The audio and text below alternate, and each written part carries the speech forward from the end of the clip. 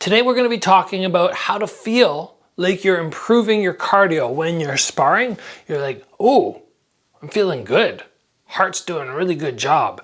But in reality, you haven't upped your training intensity. You haven't been doing more wind sprints or anything. You're just sparring smarter. And all the tips I'm going to give you today are going to help you feel like your cardio has improved when in reality, it hasn't.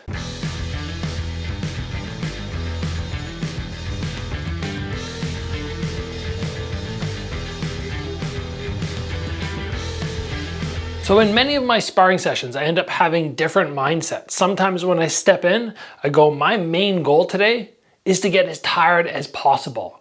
And when I spar like that, I'm gonna move and do things entirely different than when I get in and I'm sparring and I'm like, we're game planning here, we're strategizing, trying to do the best I possibly can. Very different experiences. But for many people out there, you guys are gonna be going, oh, I don't have time to do wind sprints. I don't have time to train 2 times per day. And as a result, my cardio is not feeling awesome. And every time I spar, I'm just gassed, I'm breathing hard, and we wanna fix that. But what can we do outside of doing more running, more time at the gym? How are we going to improve cardio? Well, the very first thing that we can do, and this is something that beginners will often forget about, is not every attack needs to be full speed or full power. The full power should not really be happening anyway in sparring, but basically when you're shadow boxing, you're hitting pads, a lot of times it's just power, power, power, full speed,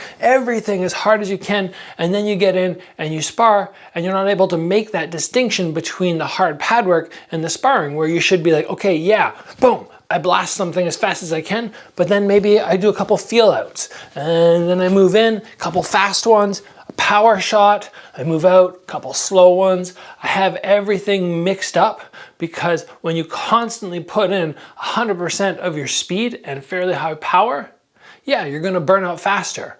So play around with different tempos. And that's something that's hard to do, but if you practice it in your shadow boxing, you practice it in your bag work, you will actually feel like your cardio is much better because you're not always at that super high output pace. The next thing which you can do, which will make a world of difference in how your cardio feels when you spar, is controlling the pace of the round. Now that's not always easy to do if you're sparring with somebody whose skill level is so much higher than you, but still, do the best you can. When you're wanting to go hard, you dictate the pace. You go, okay, I'm pushing, I'm pushing, I'm pushing, and you make this guy work. When you want the break, you back off. You use your front kicks to keep them at range. You do a number of things with movement, which slow that pace down. Fighting at your pace as opposed to your opponent's pace is gonna always make you feel like you have better cardio. And remember, it's not always about, is my cardio up here? It's, where is my cardio compared to my opponent? If my opponent is starting to fatigue and they're going, oh, then a lot of times I can push the pace. If their cardio is up here and yours is down here, then you have to sometimes draw back and you have to take little breaks in between. You force the pace and then you calm the pace down. So control the round. That'll make you feel like that level of cardio is so much higher than it actually is. The next thing which you can do is learn to be relaxed in defense.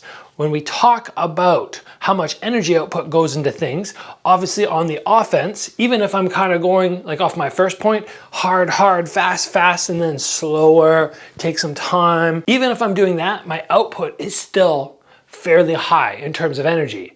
So that's the part where I'm putting out the most. Then if I go to my defense and I'm going, oh, I'm so tight, I'm so fatigued in here because it takes so much energy, then offense and defense are both exhausting. Then the only thing you have left is basically to be on the outside.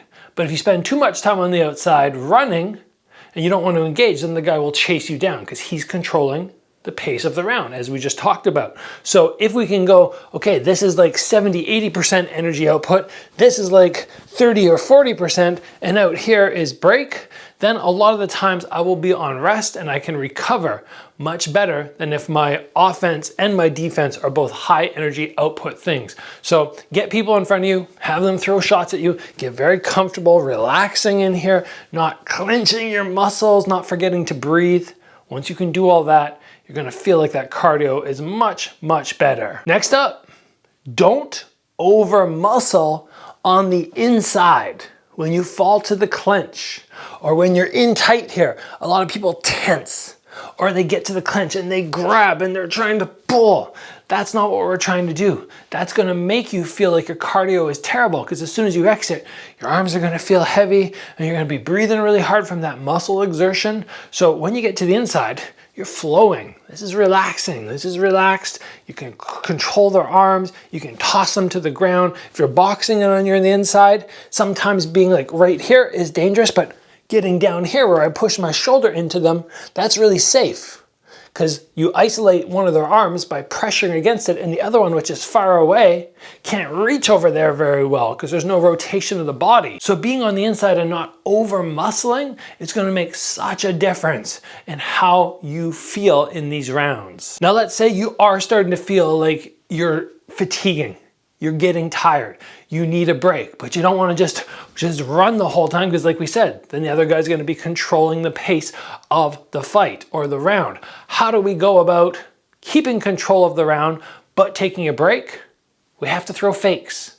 Fakes are going to give us time to recover, but still makes it look like we're in the round. So I jumped in, I threw some shots, I'm like, okay, I'm fatigued. I just twitch a couple times. I step, I twitch, and I just do those little fakes and feints, which are going to, again, give me recovery time, but keep this guy a little bit scared. And if you can do that, overall, you're gonna feel like your cardio is a lot better because you have that recovery time when you want it. And the last little tip that I want to give you for today goes back to that idea. It doesn't matter how good my cardio is.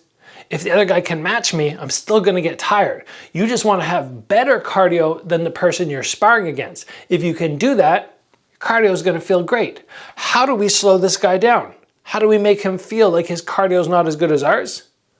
Gotta hit that body. You touch that body 3 or 4 or 5 times every round, and they're gonna start feeling it. And as long as you're not taking the same shots, you're gonna start to excel. So really get good at coming from high down to low, or working those front kicks. All those little shots in there are gonna start to really pay dividends as you get into the second half of whatever round you're in. And I know a lot of people struggle with the body shots because they go, oh, you know what, every time I throw a body shot, my head feels really exposed. But as long as you stick to all the basics, which I've talked about on this channel, don't change up your punch. This is my punch.